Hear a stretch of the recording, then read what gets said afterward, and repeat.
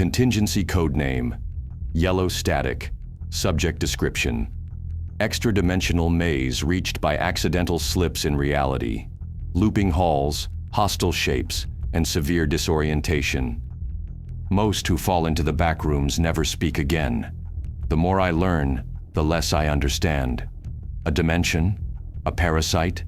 A scar in reality? I can't say, but it hunts. People vanish without pattern.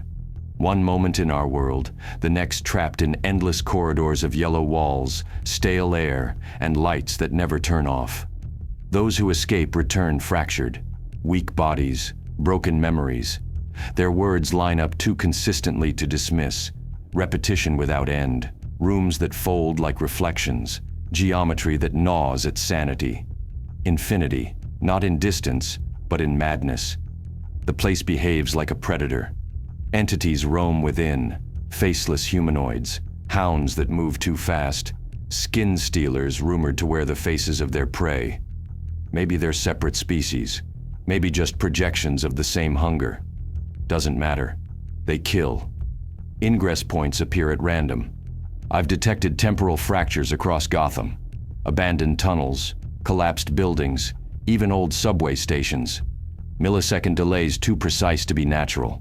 They open, then vanish, sometimes before I can respond. I've stationed drones with chronometric sensors, but the signals shift like they're aware of being watched. If I enter, preparation is the only shield against being swallowed whole. Wayne Tech beacons will be tethered to ingress points, dropping a digital trail of breadcrumbs. Each beacon will carry an encrypted signal that cuts through dimensional interference, giving me a path home if the geometry twists. An independent air supply is mandatory, not just because the atmosphere may be toxic, but because even if it isn't, I can't trust it. Prolonged exposure could carry hallucinogenic effects, subtle enough to bend judgment until it's too late. Floodlights remain my most reliable weapon. In every account I've gathered, light doesn't just reveal what hides in the dark, it weakens it. I'll use industrial-strength projectors with variable spectrum output, able to pulse in ultraviolet if necessary. Darkness is the natural element of predators. My goal is to make it hostile to them. Sonic deterrence will serve as the second line of defense. Not crude bursts of noise, but precise directional pulses tuned to disrupt predator frequencies. I've cataloged ranges that affect Gotham's own wildlife: bats, wolves, hounds. If even fragments of those patterns hold true in the backrooms, they'll be enough to keep entities at a distance. But above the technology are the rules. Never trust the walls. They shift. Never walk too far in one direction.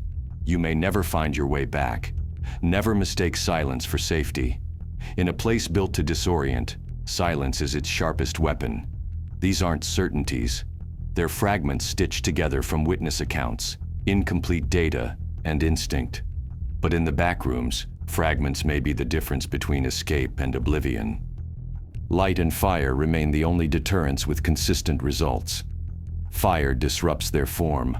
Whether physical or something more spectral, they recoil from combustion. Light scatters their presence, not just making them visible, but weakening their grip on this reality. Floodlights, flares, even incendiaries, crude but effective.